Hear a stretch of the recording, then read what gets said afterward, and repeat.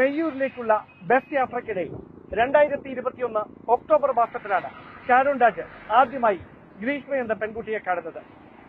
BSc radiology അവസാന വർഷ വിദ്യാർത്ഥിയായ ഷാരോൺ രാജ് സഞ്ചരിക്കുന്ന അതേ ബസ്സിൽ തന്നെയായിരുന്നു അഴകിയ മണ്ഡപത്തെ സ്വകാര്യ കോളേജിലെ ബിരുദാനന്തര ബിരുദ വിദ്യാർത്ഥിനിയായ ഗ്രീഷ്മയും സഞ്ചരിച്ചിരുന്നത്.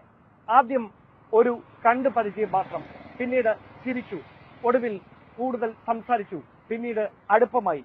തുടർന്ന് ആർക്കും പിരിയാനാവാത്ത വിധം പ്രണയബന്ധത്തിലേക്ക് ഈ പരസ്പരമുള്ള ബന്ധം മാറുകയും ചെയ്തു.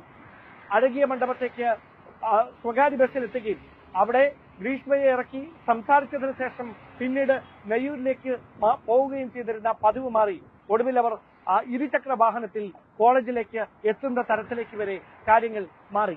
അവിടെ നിന്ന് കോളേജിലേക്ക് എന്ന പേരുള്ള യാത്ര പലപ്പോഴും വിദൂര സ്ഥലങ്ങളിലേക്കുള്ള യാത്രകളായി തന്നെ മാറുന്ന സാഹചര്യമാണ് ഉണ്ടായതെന്നാണ് ഇരുവരുടെയും സഹപാഠികളടക്കം പറഞ്ഞത്. അതിനിടയിലാണ് 2022 ഫെബ്രുവരി മാസത്തിൽ വളരെ അപ്രതീക്ഷിതമായി ഗ്രീഷ്മയ്ക്ക് ഒരു വിവാഹാലോചന ഉയർന്ന സാമ്പത്തിക ശ്രേണിയിലുള്ള ഒരു പട്ടാള ഉദ്യോഗസ്ഥന്റെ കുടുംബത്തിൽ നിന്ന് വരുന്നത്. ഏതു വിധേനയും ഈ വിവാഹം നടത്തണമെന്ന ആഗ്രഹം ഗ്രീഷ്മയുടെ മാതാപിതാക്കൾക്കും ബന്ധുക്കൾക്കും ഒടുവിൽ ഗ്രീഷ്മയ്ക്കും ഉണ്ടായി. പക്ഷേ അതിന് ഷാരോൺ രാജ് തടസ്സമായി മാറും എന്ന ചിന്ത അപ്പോൾ മുതൽ തന്നെ ഗ്രീഷ്മയുടെ മനസ്സിലുണ്ടായിരുന്നു. അതിന് കാരണം മറ്റൊന്നുമായിരുന്നില്ല, അത്ര കണ്ട് പിരിയാനാവാത്ത വിധം ഷാരോൺ രാജ് ഗ്രീഷ്മയോട് മനസ്സുകൊണ്ടും ശരീരം കൊണ്ടും അടുത്തിരുന്നു. ഒരുപക്ഷെ 2022 സെപ്റ്റംബർ മാസത്തിൽ വിവാഹം നടത്തണമെന്ന തരത്തിലായിരുന്നു ആദ്യം അവരുടെ തീരുമാനമെങ്കിലും പിന്നീട് 2022 നവംബർ മാസത്തിലെ തന്റെ ജന്മദിനത്തിന് മുമ്പ് വിവാഹം നടത്തിയാൽ തന്റെ ഭർത്താവ് മരിച്ചു പോകുമെന്ന ജോൾസിന്റെ പ്രവചനത്തെ തുടർന്ന് ഈ പട്ടാളക്കാരനുമായി ഉറപ്പിച്ച വിവാഹം 2023 ഫെബ്രുവരി മാസത്തിലേക്ക് മാറ്റിവെക്കുകയായിരുന്നു. ഇത് വളരെ വൈകിയാണ് ഷാരോൺ രാജ് അറിയുന്നത്. പക്ഷേ ഷാരോണിനോട് ഗ്രീഷ്മ പറഞ്ഞിരുന്നത് തന്റെ ആദ്യ ഭർത്താവ് മരണപ്പെടുമെന്നും രണ്ടാമത് വിവാഹം ചെയ്യുന്ന വ്യക്തിയുമായി മാത്രമേ തനിക്ക് സുഖമായി ജീവിക്കാൻ കഴിയുകയുള്ളൂ എന്നുമായിരുന്നു. അതുകൊണ്ട് തന്നെ ഷാരോൺ രാജ് തൽക്കാലത്തേക്ക് തന്നെ മറക്കണമെന്ന് പലതവണ ഗ്രീഷ്മ ഇദ്ദേഹത്തോട് ആവശ്യപ്പെട്ടു. പക്ഷേ വഴങ്ങാൻ ഷാരോൺ രാജ് കൂട്ടാക്കിയിരുന്നില്ല എന്നാണ് പോലീസ് കുറ്റപത്രത്തിൽ വ്യക്തമാക്കുന്നത്. പ്രധാനമായി ഈ സ്വകാര്യ യാത്രകളുടെ ഭാഗമായി തൃപ്പരപ്പിലെ ഹോട്ടൽ മുറിയിലും അതോടൊപ്പം തന്നെ മറ്റ് സുഖവാസ കേന്ദ്രങ്ങളിലേക്കുമൊക്കെ ഷാരോണും ഗ്രീഷ്മയും ഒരുമിച്ച് യാത്ര ചെയ്തിരുന്നെന്നും അങ്ങനെ യാത്ര ചെയ്യുന്നതിനിടയിൽ അവർക്കിടയിൽ മനസ്സുകൊണ്ടും ശരീരം കൊണ്ടും ഒരുപാട് അടുക്കുന്ന സാഹചര്യം ഉണ്ടായിട്ടുണ്ടെന്നും അങ്ങനെ അടുപ്പമുള്ള നിമിഷങ്ങളിലെ സ്വകാര്യ ദൃശ്യങ്ങൾ ഷാരോൺ രാജ് മൊബൈൽ ഫോണിൽ പകർത്തിയെന്നുമാണ് കുറ്റപത്രത്തിൽ പറയുന്നത്. ഈ ദൃശ്യങ്ങൾ കൃത്യമായി താനുമായിട്ടുള്ള ബന്ധം തകരാതെ കാത്തുസൂക്ഷിക്കാൻ ഒരു പിടിവള്ളിയായി ഷാരോൺ ഗ്രീഷ്മയ്ക്ക് മുമ്പിൽ അവതരിപ്പിച്ചിരുന്നുവെന്നും കുറ്റപത്രത്തിൽ പരാമർശമുണ്ട്. അതിനിടയിലാണ് ഗ്രീഷ്മയ്ക്ക് പട്ടാളക്കാരനുമായുള്ള വിവാഹാലോചന വരുന്നത്. അതിനെ ഏത് വിധേനയും എതിർക്കാൻ ഷാരോൺ രാജിന്റെ കൈവശമുള്ള ഏക പിടിവള്ളി ഈ ദൃശ്യങ്ങൾ തന്നെയായിരുന്നു. ഈ ദൃശ്യങ്ങൾ മുൻപിൽ വെച്ചുകൊണ്ട് പലതവണ ഗ്രീഷ്മയോട് ഈ ബന്ധത്തിൽ നിന്ന് പിന്മാറരുതെന്ന് ഷാരോൺ ആവശ്യപ്പെട്ടിരുന്നു. പക്ഷേ ഗ്രീഷ്മ പരോക്ഷമായി അതിനെ എതിർത്തില്ലെങ്കിലും മറ്റു തരത്തിൽ ആ ബന്ധത്തിൽ നിന്ന് പിൻവാങ്ങാനുള്ള എല്ലാ വഴികളും സാധ്യതകളും തേടുകയും ചെയ്തിരുന്നു. ഒരവസരത്തിൽ ജോൾസിന്റെ പ്രവചനം നിലനിൽക്കുന്നതുകൊണ്ട് ഷാരോൺ ഈ വിവാഹത്തിൽ നിന്ന് പിന്തിരിയണം, അല്ലെങ്കിൽ ജീവൻ നഷ്ടമാകുമെന്ന് വരെ പറഞ്ഞ് വിശ്വസിപ്പിക്കാനുള്ള ശ്രമമുണ്ടായി. ഗ്രീഷ്മയുടെ അമ്മാവനും ഇതേ രീതിയിൽ തന്നെ ഷാരോണിനോട് സംസാരിച്ചു. പക്ഷേ ഇതൊന്നും മുഖവിലക്കെടുക്കാൻ ഷാരോൺ തയ്യാറായിരുന്നില്ല. അങ്ങനെയാണ് ഇനി ഷാരോൺ തന്റെ ജീവിതത്തിൽ നിന്ന് ഒഴിഞ്ഞു മാറുകയില്ല എന്ന ഒരു ഉറപ്പ്, അങ്ങനെ ഒരു ചിന്ത ഗ്രീഷ്മയുടെ മനസ്സിൽ ഉടലെടുക്കുന്നത്. അതിനിടയിൽ ഏറെ ഭീഷണികൾക്ക് വഴങ്ങിയെന്ന് ഗ്രീഷ്മ തന്നെ പോലീസിനോട് സമ്മതിച്ച് തരത്തിൽ അവരുടെ വിവാഹം സ്വകാര്യമായി ഷാരോൺ രാജിന്റെ പാറശാലയിലുള്ള വീട്ടിൽ വെച്ച് പരസ്പരം താലികെട്ടി ഈ വിവാഹം നടക്കുന്നു. ആ വിവാഹം നടന്നതിന് ശേഷം വെട്ടുകാട് ദേവാലയത്തിലെത്തിയും ഷാരോൺ രാജ് ഗ്രീഷ്മയുടെ കഴുത്തിൽ താലി കെട്ടുന്നു. അങ്ങനെ ആ സ്വകാര്യ ദൃശ്യങ്ങൾ, അവർ മാത്രം അറിഞ്ഞു നടത്തിയ ഈ സ്വകാര്യ ദൃശ്യങ്ങൾ അത് സമൂഹ മാധ്യമങ്ങളുടെ സുഹൃത്തുക്കളുമായി അടക്കം ഷാരോൺ രാജ് പങ്കുവെക്കുന്ന സാഹചര്യമുണ്ടാകുന്നു.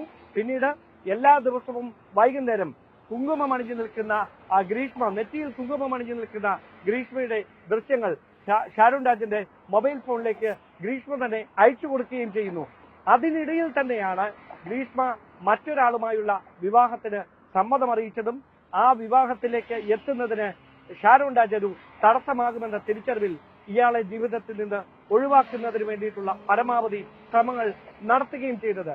അതിന് 2022 ഫെബ്രുവരി മാസത്തിൽ ഈ പട്ടാളക്കാരനുമായുള്ള വിവാഹാലോചന വന്നതിന് പിന്നാലെ തന്നെ ശ്രമങ്ങൾ ഗ്രീഷ്മ ആരംഭിച്ചിരുന്നു.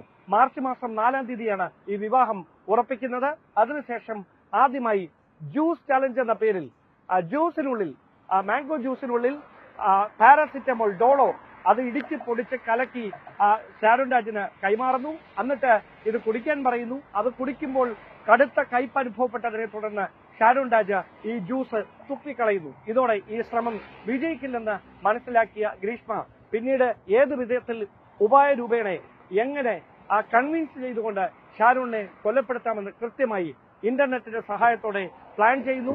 ആ പ്ലാനിങ്ങിൽ ഉരുത്തിരിഞ്ഞ ബുദ്ധിയാണ് കാപ്പിക്കുന്ന കളനാശിനി കഷായത്തിൽ കലക്കി നൽകിയാൽ അവിടെ ആന്തരിക അവയവങ്ങൾക്ക് ക്ഷതം സംഭവിക്കുകയും അത് ജീവൻ തന്നെ അപകടത്തിലാകുന്ന തരത്തിലേക്ക് കാര്യങ്ങൾ എത്തിക്കുകയും ചെയ്യുമെന്ന് വായിച്ച് മനസ്സിലാക്കിയത്.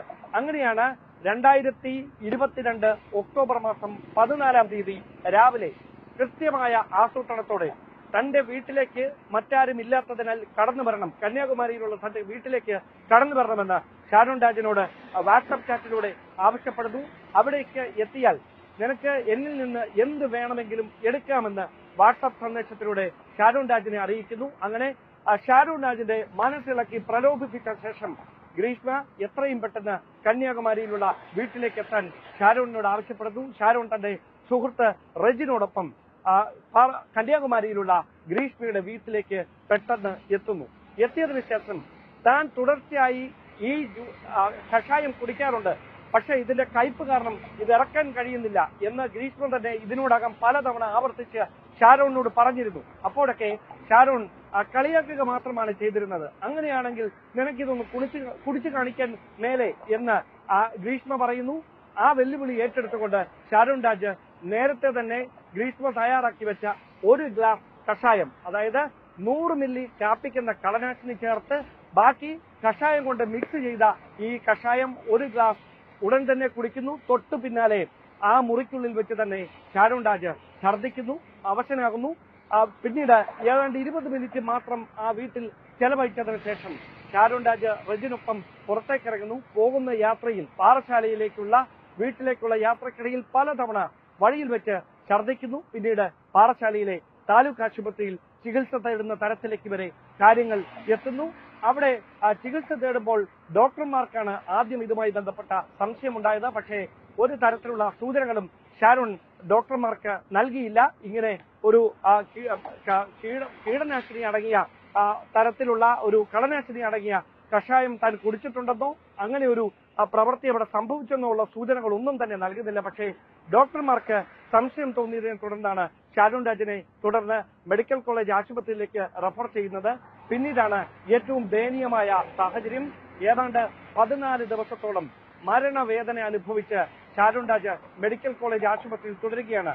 ചുണ്ടു മുതൽ അടിവയർ വരെയുള്ള ഭാഗങ്ങൾ, ആന്തരികാവയവങ്ങൾ മുഴുവൻ, ശ്വാസകോശവും കരളും വൃക്കകളും അടക്കം അതിന്റെ എല്ലാ പ്രവർത്തനങ്ങളും തകരാറിലായി. രക്തം ഛർദ്ദിക്കുന്നു, അതോടൊപ്പം തന്നെ പച്ചക്കളറിൽ ഛർദ്ദിക്കുന്നു. പിന്നീട് രക്തസ്രാവം ഉണ്ടാകുന്നു. ഒടുവിൽ 2022 ഒക്ടോബർ 25-ാം തീയതി ഷാരോൺ രാജിന്റെ ജീവൻ നഷ്ടമാകുന്നു.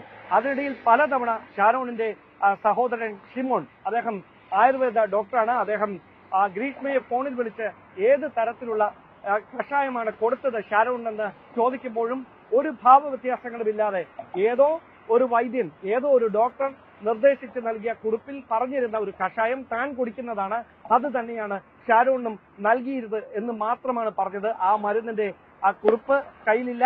ആ മരുന്നിന്റെ കുപ്പിയിൽ അതിന്റെ പേര് മാഞ്ഞു പോയിരിക്കുന്നു. ഒടുവിൽ ആ കുപ്പിയുടെ അടപ്പിൽ അതിന്റെ പേരെഴുതിയിട്ടുണ്ടായിരിക്കും. അതിന്റെ ചിത്രം എനിക്കൊന്നെടുത്ത് അയച്ചു തരൂ എന്ന് പറയുമ്പോൾ അവിടെ ഗ്രീഷ്മ നടത്തിയ ചില പരാമർശങ്ങളാണ് ഈ ഷിമോണ് ഇതുമായി ബന്ധപ്പെട്ട സംശയം ജനിപ്പിക്കുന്നത്. ആ സംശയങ്ങൾ പോലീസിനെ അറിയിക്കുകയായിരുന്നു. അത് പിന്നീട് വലിയ തരത്തിൽ വിവാദങ്ങളിലേക്ക് വഴിമാറുകയും പോലീസ് ആദ്യഘട്ടത്തിൽ റൂറൽ ജില്ലാ പോലീസ് മേധാവി ഡി ശില്പയുടെ നേതൃത്വത്തിലുള്ള അന്വേഷണ സംഘം വിശദമായി തന്നെ ഈ ഗ്രീഷ്മയെ ചോദ്യം ചെയ്തതോടെയാണ് ഈ സംഭവങ്ങളുടെ ചുരുളഴിഞ്ഞു തുടങ്ങിയത്. ഗ്രീഷ്മ അന്ന് ഉദ്യോഗസ്ഥരോട് വ്യക്തമാക്കിയത് ഒരു നിർവാഹവും ഇല്ലാത്തതിനാലാണ്, അതായത് താൻ ഇങ്ങനെ ഒരു വഴി തെരഞ്ഞെടുത്തത്.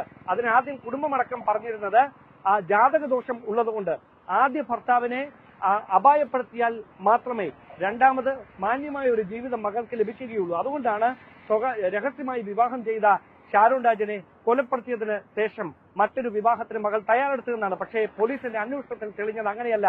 മറ്റൊരു ജീവിതം ആഗ്രഹിച്ചതിനൊപ്പം ഷാരോൺ രാജിനെ ജീവിതത്തിന് ഭീഷണിയായി ഇനി ഉണ്ടാകാൻ പാടില്ല എന്നൊരു കൃത്യമായ ആസൂത്രണം കൂടി ഉണ്ടായിരുന്നു. അതുകൊണ്ടാണ് അപായപ്പെടുത്തുന്നതിന് വേണ്ടി ഇങ്ങനെ ക്രൂരമായ കൃത്യമായ ആസൂത്രണത്തോടെയുള്ള വഴി ഗ്രീഷ്മ തെരഞ്ഞെടുത്തതെന്നാണ്. മറ്റ് ക്രിമിനൽ പശ്ചാത്തലങ്ങളൊന്നും ഗ്രീഷ്മയ്ക്കുണ്ടായിരുന്നില്ല. ബിരുദ പഠനത്തിൽ 8ാം റാങ്കോടെയാണ് ഗ്രീഷ്മ പാസ്സാകുന്നത്. പക്ഷേ ബിരുദാനന്തര ബിരുദ പഠനത്തിനെത്തുമ്പോൾ പഠനം മോശമാകുന്നു. അതെന്തുകൊണ്ടാണെന്ന് അന്വേഷിച്ചപ്പോഴാണ് കുടുംബാംഗങ്ങൾക്ക് മകൾക്ക് ഇങ്ങനെ ഒരു പ്രണയബന്ധമുണ്ട് എന്ന കാര്യം അവർ തന്നെ അറിയുകയും ചെയ്തത്.